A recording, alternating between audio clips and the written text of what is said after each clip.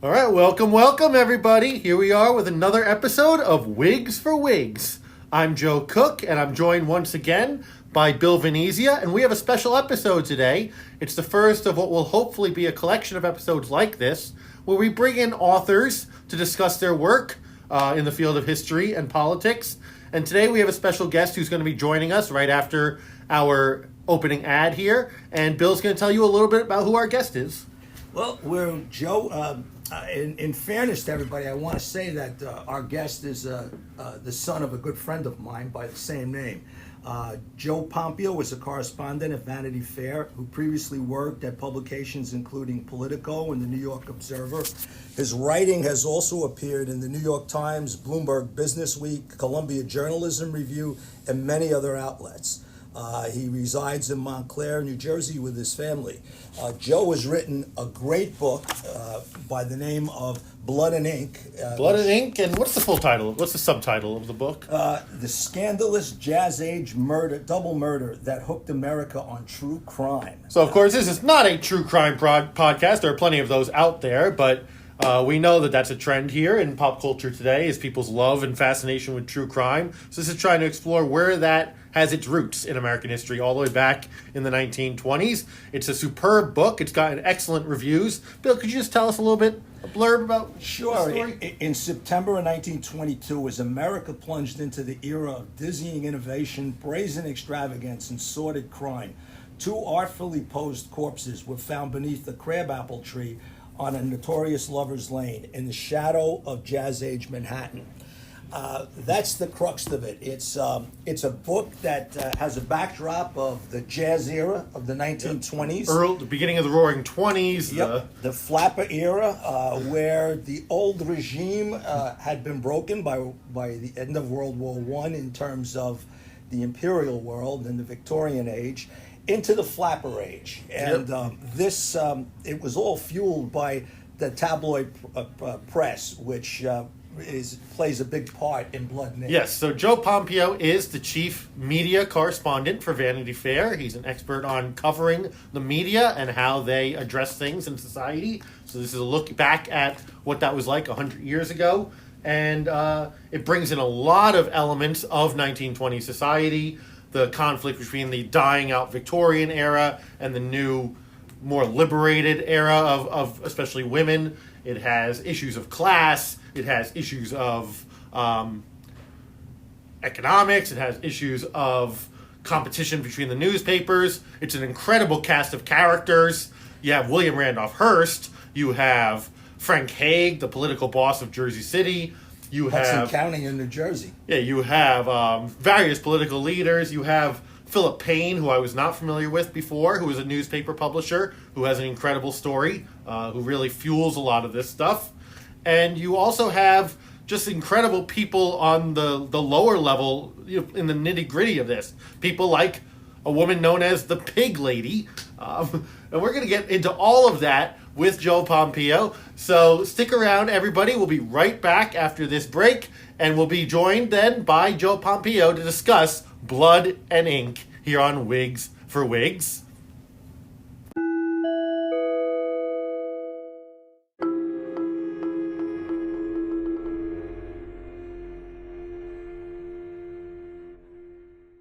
All right.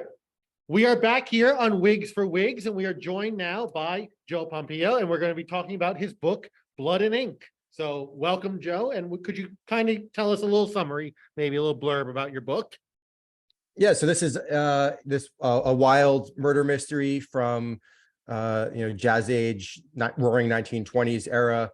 It takes place in central New Jersey, New Brunswick, New Jersey, and it's this bizarre murder mystery involving a Episcopal minister, Edward Hall, who was found murdered beneath a crabapple tree, September of 1922, beside a woman named Eleanor Mills, who was a singer in the choir at Hall's church, St. John the Evangelist, in New Brunswick, New Jersey. They were found murdered.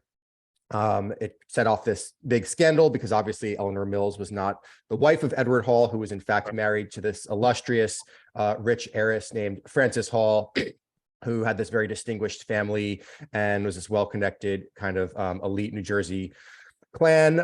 So, You were connected immediately to the whole Johnson and Johnson fortune, correct? she had ties to the Johnson and Johnson fortune. She had relatives that, went back to the Revolutionary period, very blue blood sort of lineage. And, this became a major scandal in New Brunswick, but also set off this nationwide media circus and this, completely bewildering investigation that, takes place mostly throughout the fall of 1922. And then there's kind of a period where the case goes cold, and then it comes roaring back to life 4 years later when a tabloid newspaper sort of revives it. That's it's a very complex mystery with a lot of different characters and all sorts of twists and turns, but that's kind of a top line summary. It does have an incredible cast of characters. We're talking about some of them. Just in terms of some of the, there's been a few books written about this before. You talk about some of them, especially in the appendix at the end of your book. What was it that inspired you to write a book about this, and kind of what is unique about your book in dealing with the Halls Mills murder? I just wanted to do a book kind of in this genre, dark, historical, true crime, narrative history. So I was searching around, and I discovered this one through a conversation I had with a former graduate school professor from Columbia University, who's a journalism historian, and I was immediately drawn to it. I had gone to Rutgers. I lived in New Brunswick. I'd never heard of this case, but obviously having a connection to where it took place was pretty big for me, and just the story itself was so wild. I think what my book does that the others don't, for one thing, it has a level of literary narrative, that detail that just doesn't exist in the other books, but also it tells the story of the Hall Mills murder mystery through the lens of the media, and especially the emergence of the tabloid newspapers in New York, which coincided with this. And I think that I really was able to the part of my story that is kind of a I don't want to say a scoop, but something that is newly told here, was the degree to which the tabloid press really influenced the course of justice in this case, and became directly involved in the case, and the way that this circulation war between these three New York tabloids that had emerged is really what drove the revival of this case. And I go into that in a level of detail and storytelling that just has never been told before in any of the major works about this case. Joe, I see the book as the dawning of a new era, the end of an old one, one where the imperial world was ending after World War One. And the Victorian era was also ending. What I found ironic, and this is like a battle between the old and the new to a certain degree. And I wonder why in the world would the Hudson County Democrats with Frank Hague get involved in something like this? What did your research tell you about that? Frank Hague's involvement, in fact, sending Jersey City detectives to aid in the second prosecution. Yeah. So, and very, just want to say very much, I think you're spot on. This is one of the themes of the book, is these two worlds colliding, the end of the Victorian era, and colliding with all of the excess and change of the 1920s. But to answer your question specifically, so just to give your listeners a little context, as I said, this case sort of went cold in 1922, and it came back in 1926 when a tabloid newspaper called the Daily Mirror kind of reinvestigated it and dug up some evidence that had some new revelations, and may or may not have been dubious, but was enough to reopen the case and really force a new investigation. So the editor of the Daily Mirror was this guy named Phil Payne, and he was originally from Perth Amboy. He grew up in central New Jersey, but he had spent most of his professional life in Hudson County. And even as he became an editor in New York City, first at the Daily News and then at the Daily Mirror, which was owned by William Randolph Hearst, he still lived in West New York. He stayed here, so he was very well connected in Hudson County, especially in West New York, in his town. And he was a big New York newspaper editor who certainly had proximity to the political officials in Hudson County. So that would include the governor of New Jersey at the time, and it would include Frank Hague, who ran the political machine all out of Jersey City. So Phil Payne, his Daily Mirror does this 8-month investigation, and they pretty much, bring this dossier straight to the governor and straight to also the attorney general. They have this meeting, and they show them what they've found, and they say they kind of convince them this is worth taking a new look into. The governor decides to reopen the case, and also kind of promises Phil Payne of the Daily Mirror, all the breaks and scoops in the investigation. So really, I think Phil Payne's proximity to the state officials is what brought this back to life.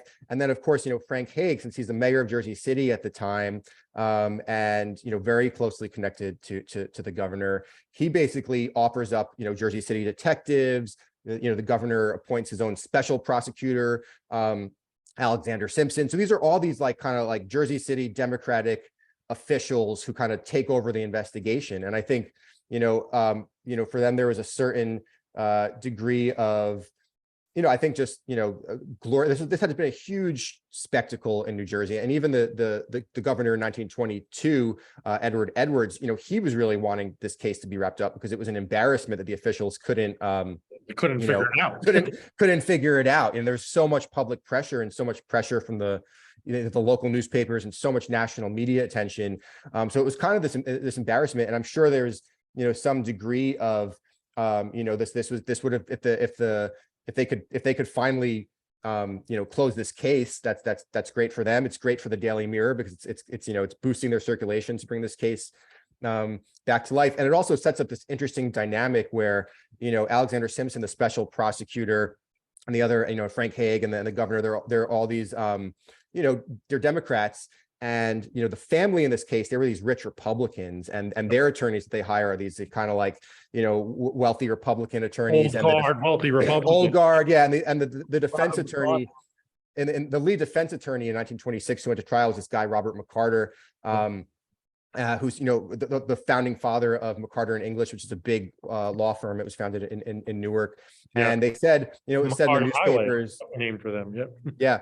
And it was said that McCarter, one of the newspapers said McCarter represented the classes, and Alexander Simpson, who was Frank Hague's guy, represented the masses. So it sets up this interesting, kind of class dynamic and political dynamic between the prosecution and the defense as well.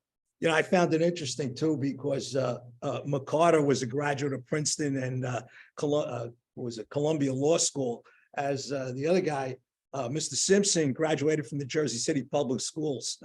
Yeah, he was very, he went to, I believe he went to Columbia Law. He couldn't afford to finish, so he kind of had a more, he had to work his way to the top, and he actually freelanced for newspapers while he was studying law, clerking for a judge. And interestingly, he had actually been since he was a newspaper man in 1922, he had gone to this newspaper reunion in Perth Amboy, New Jersey, where Phil Payne, the editor of the Daily Mirror, was from. And they were both there at this in 1922 at this kind of I found it some coverage of this event. It was a Perth Amboy newspaper reunion, and Alexander Simpson would have been kind of a distinguished guest there as a former newspaper man himself. And then he and Phil Payne, 4 years later, they end up basically working pretty closely to prosecute the Hall family in this case. It's just going back to Phil Payne and his role in the newspaper wars of the time. This battle between Hearst and other newspaper magnates, and the sensationalism of the press that was involved in this case. Now, sensationalism in press certainly wasn't new, but what is it that really makes you think this is a significant moment in press history? Is it that they get so directly involved in the case? Is it the circulation numbers that these papers are getting now that gives them a broader reach than papers in the past? My expertise is the Civil War era, so I've dealt with a lot of the newspapers of that time. So what is it that is really makes this a watershed moment in press history, in your point of view?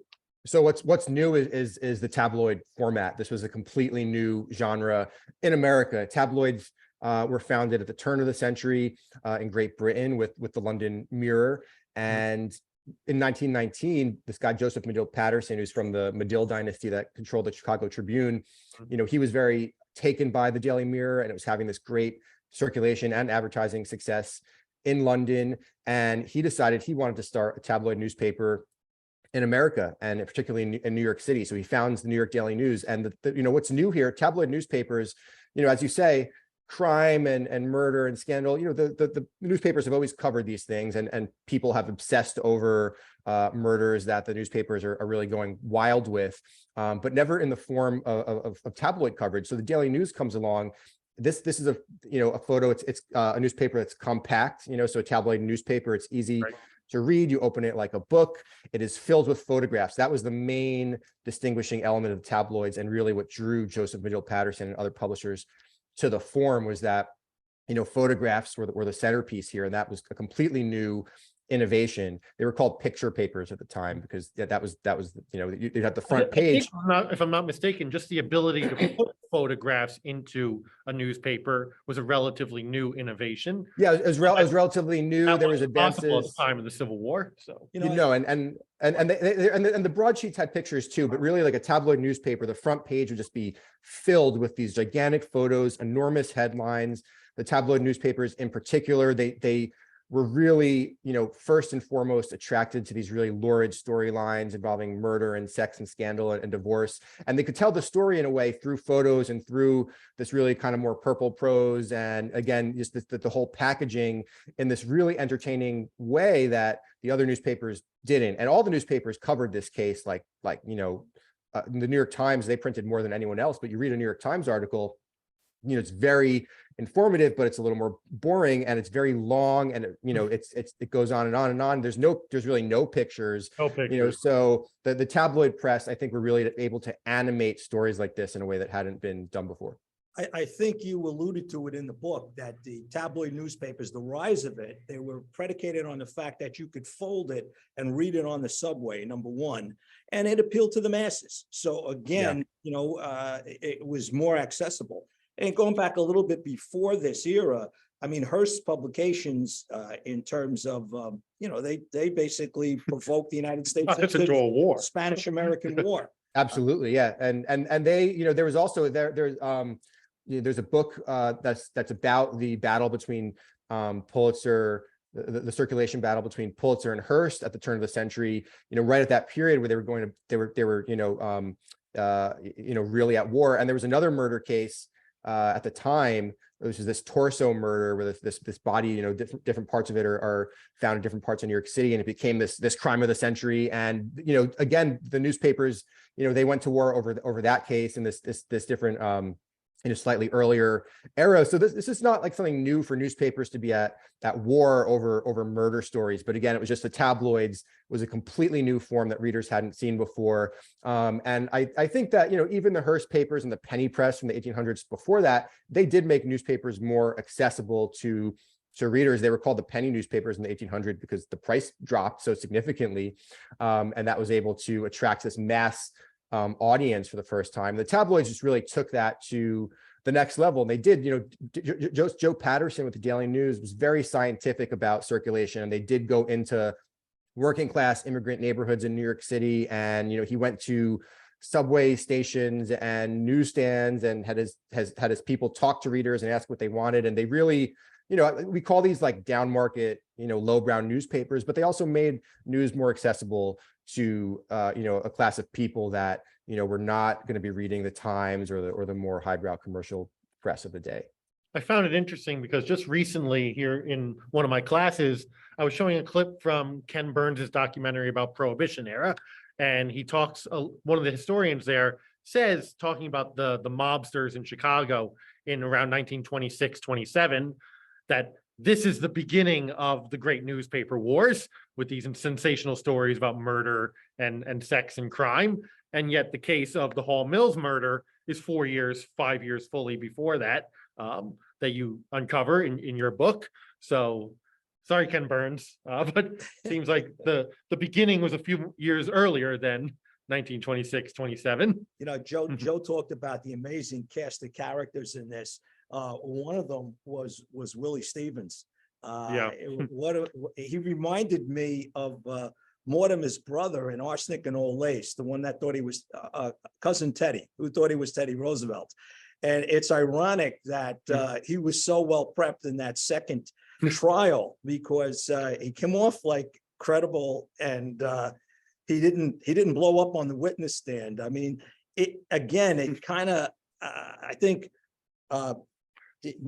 Simpson got dealt such a bad hand. I mean, it wasn't a good case, with regard to the pig lady and everybody else. And The pig lady's her own interesting character. can you talk to a little bit Just have about to say, that? Willie Stevens, he reminded me of, because I teach a sports and history class also, of Baseball Hall of Famer Rube Waddell, who was known to just leave the field to go chase fire engines when he heard them. Yeah. He like to hang around the fire Yeah. station.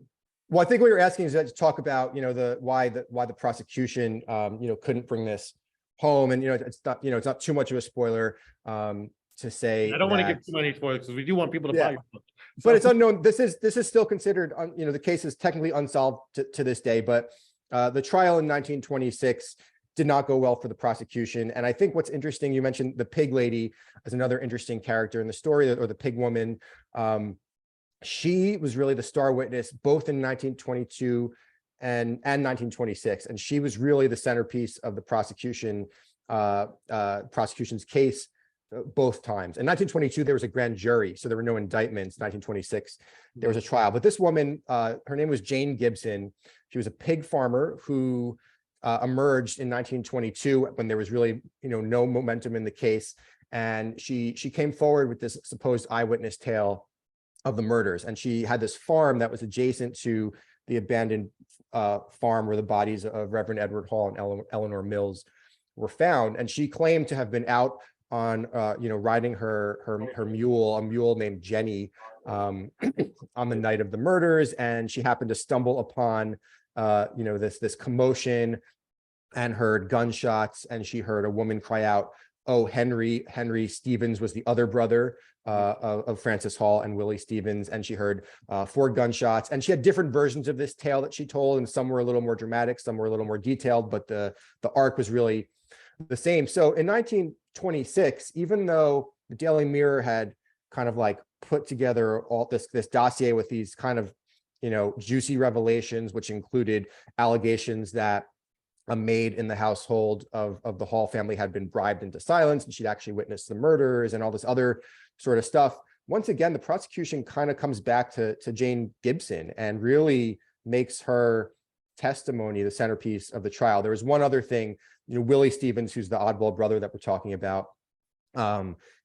There was allegedly, a fingerprint on Reverend Hall's calling card that was found at the murder scene that had, some very similar characteristics to Willie Stevens' fingerprint. So that was the other main piece of evidence. But really, the pig woman, they made her the centerpiece of the case, and she was this kind of unreliable witness. She was this, kind of theatrical, tall tale telling pioneer woman on this, who lived in this kind of ramshackle farm, but also had this good business because she did make money selling corn and raising hogs and whatnot. But she became like a spectacle, and the press just really, this was like great for them because she would talk and she would say all this crazy stuff, and probably they were paying her, for some of her stories and her photographs.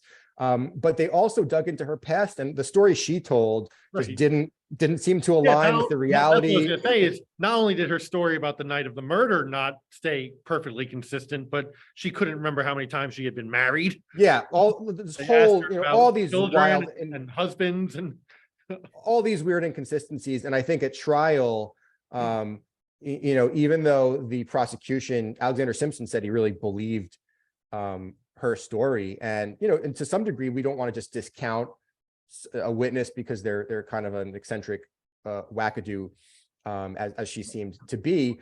But at the same time, it was easy for the defense, from Robert McCarter and his team, to really just undermine her credibility and like rip it to shreds. Right. This jury, how could they're faced with coming up with a verdict, and they just how could you believe anything this woman says? So that's kind of I think that's why the prosecution ultimately faltered, because she just wasn't a strong witness. And she testifies like we should also say from a hospital bed, because she was very ill. She had fallen ill at the beginning of the trial and collapsed in court, and she's transferred to Jersey City Hospital, which was Frank Hague's hospital I believe on Montgomery Street. And, Alexander Simpson, he has her at their hospital in Jersey City, which had better medical care, but also kind of like under their wing to an extent. And she's transported from that hospital to Somerville, New Jersey, where the trial took place. And she's wheeled in on a hospital bed and she testifies, I just have to say, I don't know how a movie has been made about this story. Maybe you could sell the movie rights to your book. But there's such a cast of characters and so many twists and turns. I don't understand how Hollywood hasn't come calling for this one. Joe, you told me yesterday from inception to publication, this was a 4-year project. You did an extensive amount of research. I mentioned to you yesterday about the Frederick Allen book, only yesterday. In fact, I want to plug in for Hudson Catholic. Your father and I both sat in John F. O'Halloran's History 2 class at Hudson Catholic. He had us read that book. It was a source book, but it was, besides that, I mean, you did tremendous amounts. Can you tell me a little bit about the story of when you tried to research the notes for the trial and what transpired? Yeah, and just a quick note, Frederick Allen Lewis, he does talk. There's a chapter that goes into the Hall Mills case in some detail in that book only yesterday.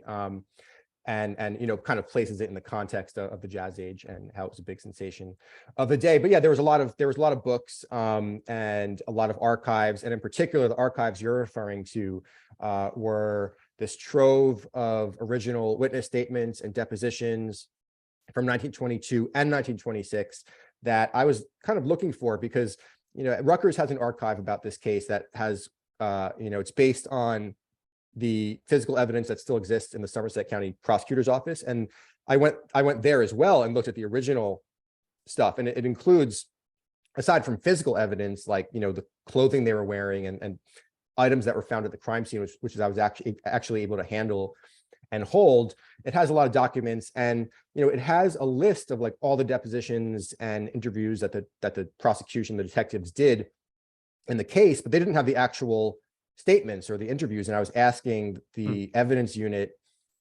supervisor, where could I find that? There's this list of all these witnesses that were interviewed, and where could I find the actual, detective notes and transcripts? And he's like, oh, they probably were, gotten rid of, a long time ago. We kind of looked into it. He couldn't find them. And I kind of just accepted that was probably the case, and I would work with what I could.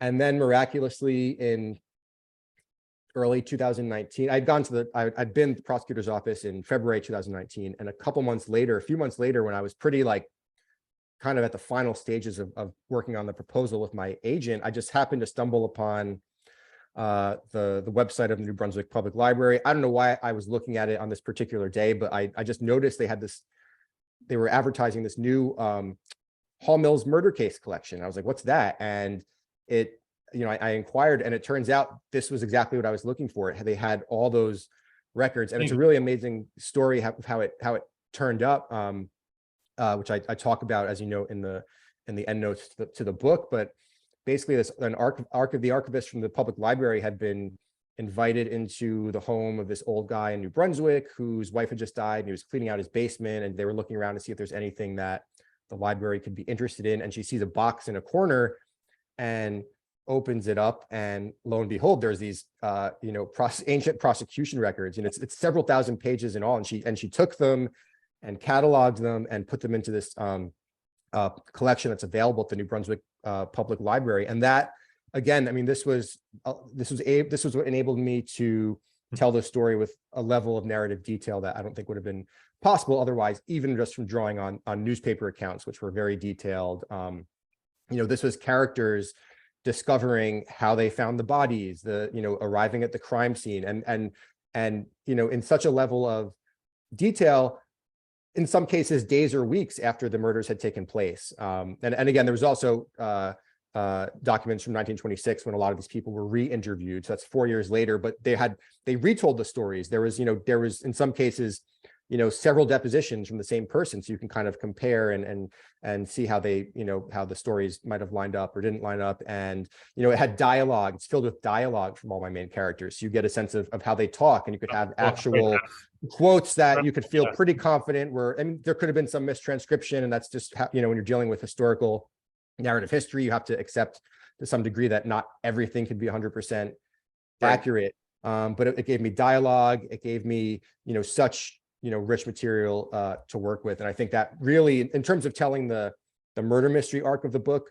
those records were essential. And they also had they also contain the transcripts of the original 1922 grand jury proceeding. So a really rich trove. And then, of course, the trial transcripts, those are publicly available, and those are housed in the New Jersey State Archives. But these documents that I had been lost for decades or years, and they emerged very miraculously timed to the research of this book.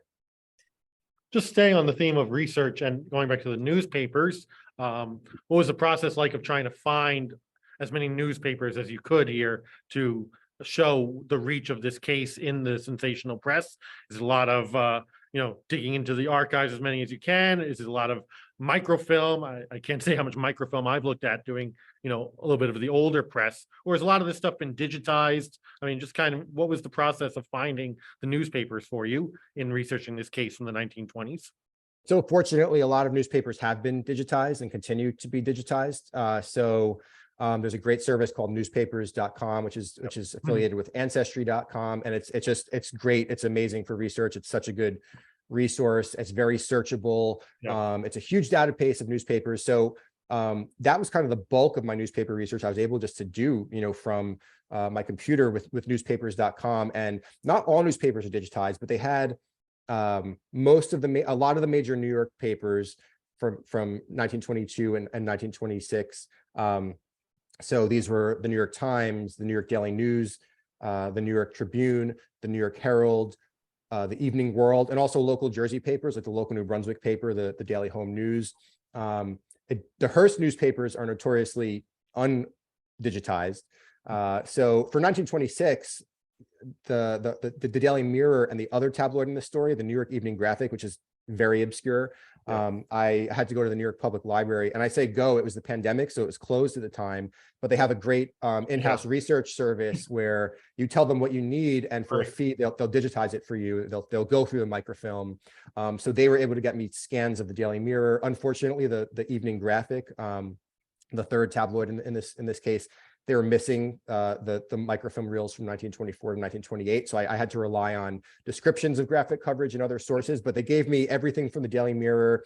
And then there's other newspaper databases like there's Library of Congress has a pretty good one. Library of Congress one. I found some other things there. Yeah, that's great. So there was another New Brunswick newspaper I was able to look through there. And then through public libraries, there's a librarian at West New York who had access to the database for the New Jersey City Public Library that had a lot of old Jersey City papers that had Hudson County papers that had information about Phil Payne from back in the day. So I mean, it was kind of like cobbling together through different either physical archives or digital newspaper archives, and just going through it all, very, very, very carefully. And then also, there was trade newspapers of the day that covered the newspaper industry, that covered the media industry, editor and publisher. Their archives are now digitized, and they're kind of difficult to navigate. But I did a really deep dive in there for more color about Phil Payne and the tabloid press and of the day, and old magazines. The New Yorker had some great stuff in their archives about this case. Time magazine. So fortunately, a lot of this stuff is digitized now, and it's a boon to researchers. Joe, you mentioned Phil Payne, who's prime mover in this whole situation, in this whole case. Without giving a lot away, I found him fascinating. I was not familiar with Phil Payne before. No, neither was I. His life story that you tell is fascinating to me. It comes to a tragic end. And could you talk a little bit about that? It was kind of sad. I mean, he had a meteoric rise, and then I guess the tabloid part of him did him in. Yeah, he was really ambitious, and the Hall Mills case, that was the biggest story of his career, and it did increase the Mirror's circulation at a time where it was, Hearst had started the Mirror because he wanted to take down the News, because the Daily News had eclipsed Hearst, who was the newspaper kingpin of the day. So really, this was all about, like, the Mirror was chasing the Daily News, and Hearst wanted Phil Payne to catch the Daily News and overtake the Daily News. And Away from the Daily News. Sorry. and Phil Payne had worked at the Daily News first. He was fired. So it was really like, this great battle between these two papers. And the Hall Mills case, Phil Payne, he talked about reviving this case, as a way to, he was only interested in justice. And I'm sure there's some degree where that's true, but also this was a great way to raise the profile of his newspaper. And even after the case was not, the verdict did not come back in the Mirror's favor, and the Mirror was hit and Hearst were hit by a libel suit from the defendants. That was, there's kind of some egg on Phil Payne's face, and he's kind of worried that Hearst, is going to be, pissed at him because he brought this legal trouble. And Hearst says, I'm not worried about that. You just keep chasing that 500,000 circulation. That was the milestone they were chasing at the time. The next milestone he wanted Phil Payne to cross. So he continues. And just a side note, I believe in the case, in the libel case, he told Hearst that Alexander Simpson, who's the Democratic prosecuting attorney from Jersey City, would actually represent him in the case. So it just shows how close he was to the Jersey City clan. In any case, he doesn't stop. He keeps finding ways to build circulation through either contests or newspaper contests. That was kind of one of the really the front lines of the circulation wars. So it's there were some pretty bizarre contests. Send in these limericks about this or that, or we're gonna like a swimming contest from here to there. These all sorts of wild, stunty things.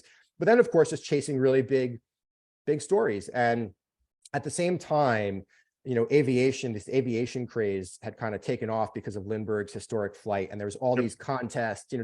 These kind of people that wanted to replicate that fame. First person to fly from and fortune, exactly, the first person to fly from here to there. And newspapers were sponsoring these flights. And Payne convinced Hearst to let the Daily Mirror sponsor what's going to be the first flight from New York to Rome, the first transatlantic flight from New York to Rome.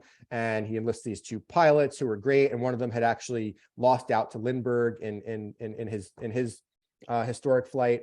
And this becomes a way for the Mirror to raise its including in Europe, where people are talking about this. I mean, Mussolini is he's all excited about this flight. The Pope, and Phil Payne, he is so invested in this, and Hearst starts getting cold feet because there's also these aviation disasters, and there's one this plane goes down over the Pacific that Hearst's San Francisco paper had sponsored. Yeah. So he's trying to convince Payne to call the whole thing off, and Payne just won't have it, because this is really going to be his moment of glory. And he's saying that the pilots really want this, and they're the best in class, and he really pushes it and Hearst is just begging with him to call it off, but he won't do it. And he also decides that he's going to go on this flight with the pilots, which Hearst is also really not happy about. So he's a third man in the plane, and that adds weight, it adds weight, and who knows, but the pilots have to go along with it. And again, without giving too much away, he decides to go on this flight, and which does take off from Old Orchard Beach, Maine, because the conditions in New York weren't favorable at the time for flying. And again, this actually becomes another spectacular scoop for Phil Payne when the plane goes down in the middle of the Atlantic Ocean. And this is worldwide news, because the Pope and Mussolini were expecting him. And so I think that it's just amazing. I never heard of that particular crash, because there's the famous ones. There's Amelia Earhart disappearing. Yeah. There's Wiley Post crashing and killing Will Rogers also in that crash. But I never heard of Phil Payne or this other plane. And I think in aviation history it's fairly famous, but it's largely obscure in terms of popular history. But I think that to the end, Phil Payne was chasing a big story. And ambitious, and I think also acknowledged the risks. He wrote these kind of touching letters before he took off, both to Hearst and to his father, kind of acknowledging, if I don't come back. And so I think he was ultimately a good-natured character whose ambition and ultimately kind of brought him to this very tragic, but you might say heroic end. A little Shakespearean in that way. Yeah, this- definitely a tragic hero. Joe, how does this differ from your work with Vanity Fair? The main difference is that this is historical research. Vanity Fair, I'm reporting, so I'm reporting on stories that are happening now, and particularly I cover the media industry. So there's some synergy because this was a story about that involves the media from 100 years ago. I cover the modern media industry, and I do cover to some extent tabloid media, modern tabloid media. I have covered in my professional career at Vanity Fair and elsewhere. But Vanity Fair, you're talking to living people, and in researching a book where everyone is deceased, on the one hand, you're not concerned about how the people you're writing about are going to react to the story or get angry or dispute things, but you're also kind of limited because you could only rely on what's in the historical record, and sometimes you have questions beyond that, or you want to fact check something that you just can't get to that, like you run into that dead end in the that documentary degree of certainty. You can't call the person and said, are you sure you were wearing like a hat, because one newspaper says you were and one says you weren't, and there's certain decisions you have to make just based on what you trust and believe is the true account. And with journalism, you're reporting, you could always call a person and get that confirmation. So the major difference really is just in the research versus more reporting driven. I did do some reporting, quote unquote, for the book, because I talked to a certain amount of people alive who have some family connection to the case. None of the main characters had direct descendants, so there's not like great grandchildren of the victims or the accused alive, or there weren't, period. None of them had children, in fact. So the people I talked to, it's more someone who I talked to, for example, this guy Peter Tumulty, whose great grandfather was the gardener and chauffeur in the Hall home at the time of the murder. So like this, he was able to talk to me about kind of the lore that's been passed down through his family. So there's some degree of live reporting, but mostly this is research driven, and my work for Vanity Fair is much more reporting driven. Although even when trying to find people who are related to the characters in the story, there's some confusion, right? There was the one person who pretended to be. So the daughter of Charlotte Mills, yeah, the daughter of Eleanor Mills, Charlotte Mills, who's this kind of spunky teenage flapper character, and also like a kind of a tragic character in the story, but a great one, and maybe the only character that you could have pure unadulterated sympathy for. There was a woman who impersonated her starting in the early 1930s, and was written about in the newspapers, and really told her family that she was Charlotte Mills from the Hall Mills case, and her children did not know her mother's true identity until the 1980s, when they submitted her obituary to the newspapers, and they were fact checking it, and they said, actually, this woman is not Charlotte Mills, because the real Charlotte Mills died in 1940, whatever. Yeah. I don't remember the year. So this woman's children, who believed her mother was Charlotte Mills from the Hall Mills case, they found only upon her death that she had lived this lie for their entire lives. So every aspect of this story is just has this bizarre element to it. Yeah. If they had the means, the Mills family, it seemed to me that instead of that second prosecution, or even after it, if they had a civil suit against the family, they had a lower threshold to prove the guilt, and they could have set themselves up, for life. Obviously, that wasn't going to happen because they had little means to do so. Yeah. And they didn't live in such a litigious age. Let's put it that way. Yeah. And again, the class conflict and the different worlds colliding, that's another theme underpinning this book. And we see that in the Mills family and the Hall families, who, obviously Eleanor Mills and Reverend Hall were having this affair. So there was this collision of those worlds there, but also the families, they were church colleagues. They interacted to a certain degree.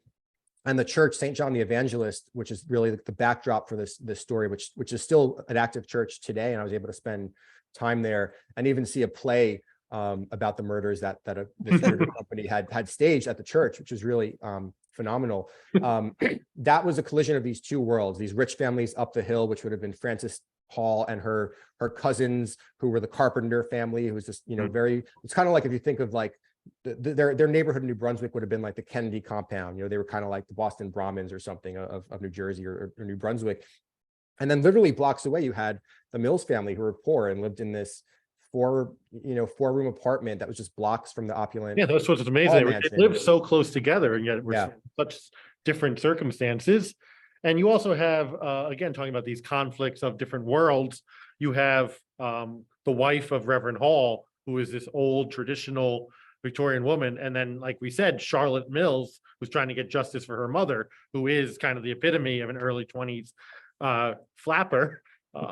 Charlotte represents the change that's being ushered in to society, especially for women. And Frances Hall was her Sunday school teacher, who's very resistant to all this change and is very much a creature of the Victorian world. And at one point, Charlotte says to a reporter, she says, Mrs. Hall doesn't like flappers, and I'm a flapper. So she really like identifies herself as kind of this opposing sort of character to this stodgy old Victorian lady who she thinks killed her mother. But there is this moment in the 26th trial when they're trying to really get some emotion out of Mrs. Hall, that they're trying to force her to admit that her husband was not faithful to her, which must be so abhorrent to a traditional Victorian woman to admit that there was something flawed about her marriage. And absolutely. And also, and not even just like admitting that, but just the privacy. That privacy was so important. Breaking that wall of privacy. Breaking that wall of privacy, and kind of admitting this scandal. This is really, identity and class were so important to a woman like Frances Hall. And yet there's this body of evidence that just seems so incontrovertible, putting aside what you believe about who may have killed Edward and Eleanor.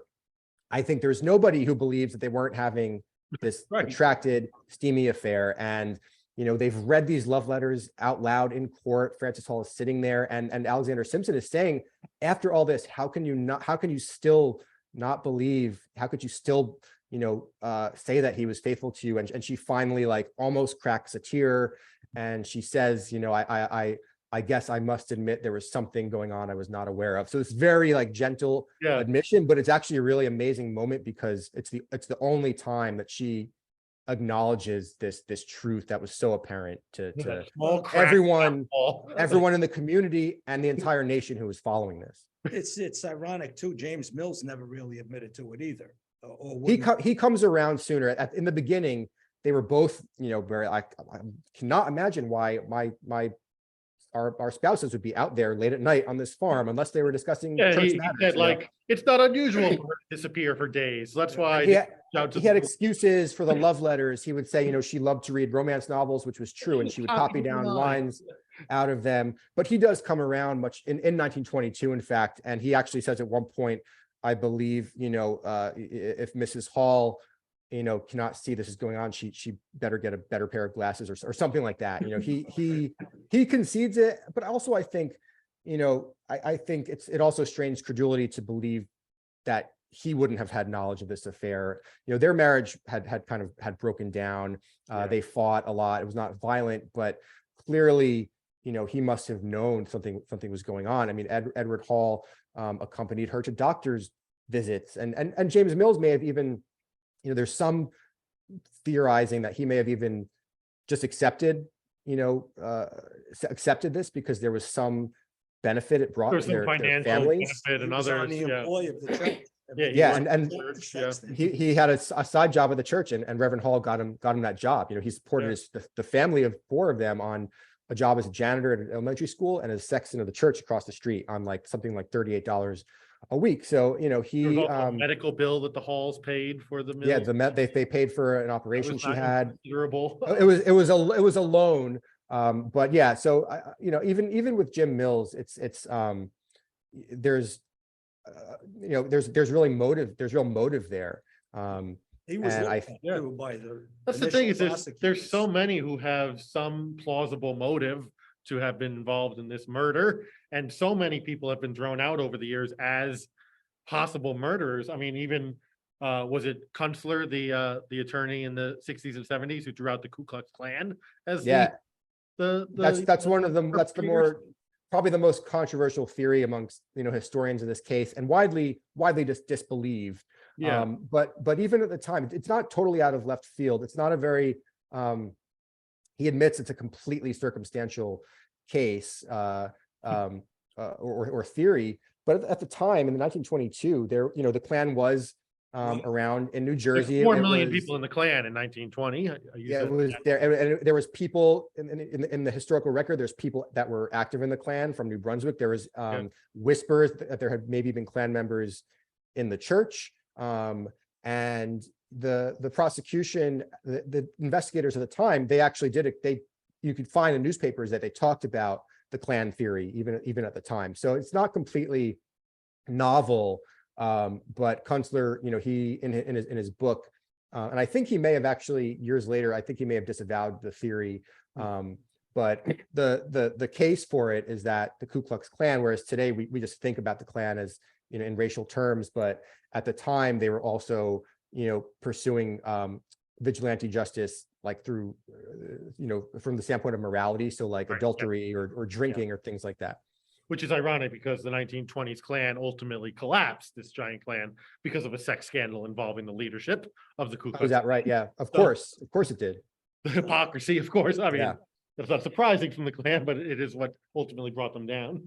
Joe, how much of your research pointed to the fact that the initial prosecutors were somewhat bought off by the Hall family in terms of looking the other way or not finding evidence that was pertinent to the case?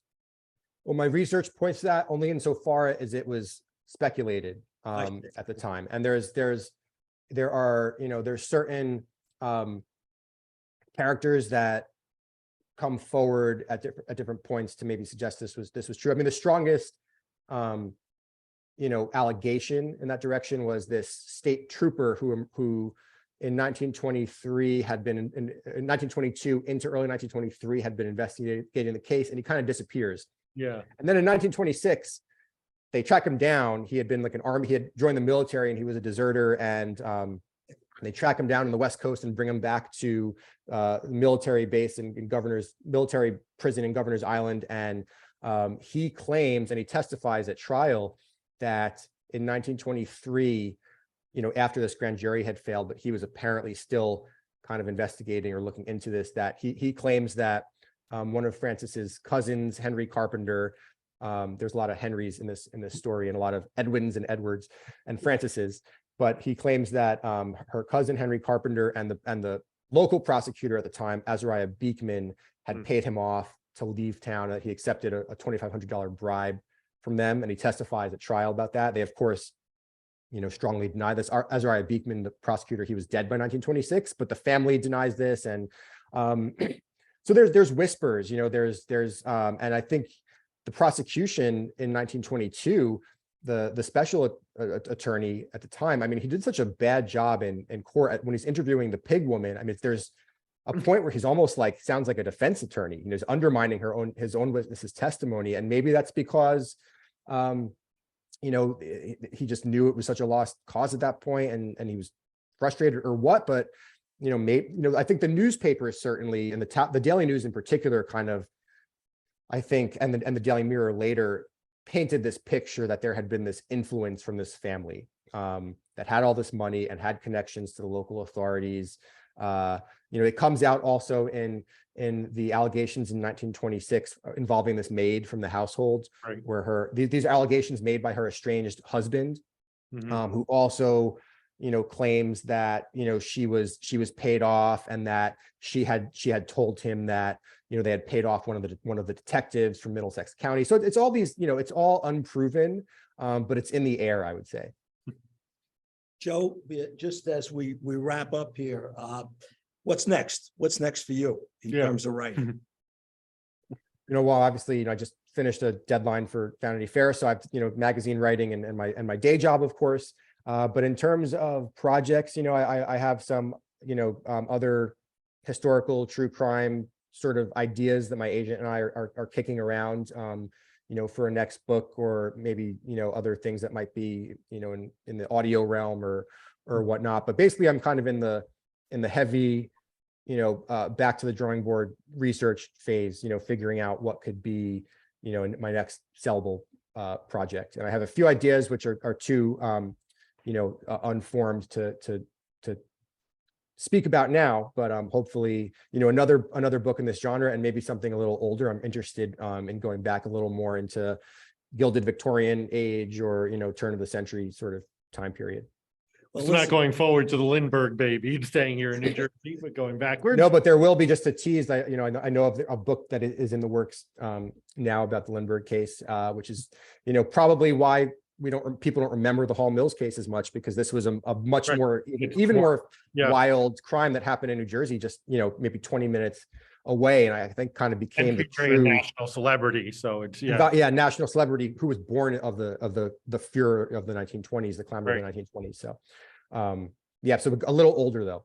Joe, it's been great having you and talking to you. And just on a sentimental note, it was nice to see that you credited your parents for your love for reading. I know both of them are educators, and your dad, Dr. Joseph Pompeo.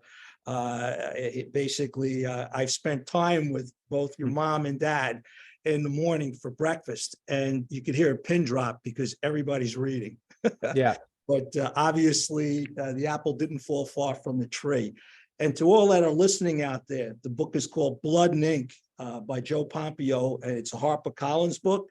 Phenomenal read. It's gotten excellent reviews. Excellent reviews, and it's available for Christmas on Amazon or Barnes and Nobles or wherever you get your books. So we hope that who was ever listening goes out and buys the book. Yeah, it's a great, Merry Christmas. Here's a, gruesome murder story. I think it's I think that's perfect. Nothing says Christmas like a good murder story. Like gruesome murder. Thank you very much for your time. We really appreciate you coming on the show. And thanks for having me. If you do come up with your next project, we hope you'll come back and tell us about that. Of course, I'm happy to. Okay. Thank you. We haven't had a guest on Zoom yet, so we really know how to do this. But Joe. I think you could just kind of slam the door on us. All right. Well, thanks so much. This was fun.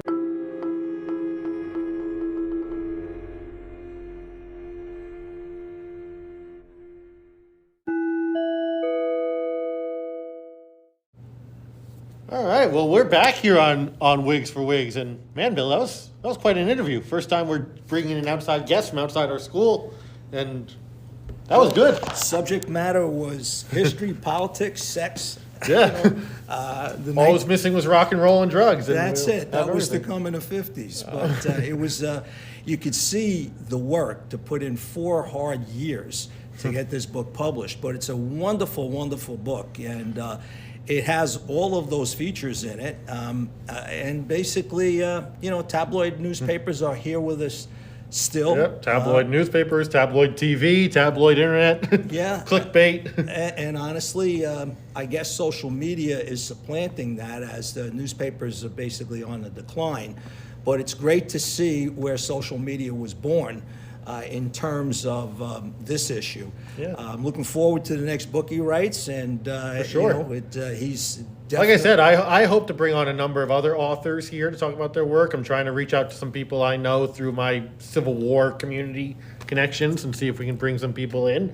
Little issues scheduling, because we do this during the school day, but we're working on that, so you can look forward to that out there in the listener world.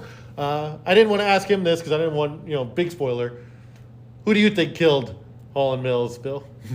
Oh, I think the family. I think the Hall family. Yeah, the I do Edwards too. Family. You know what? They had the means, the motive. They had the motive, the opportunity. I mean, you could see how the first suspect was the husband of Eleanor. Yeah.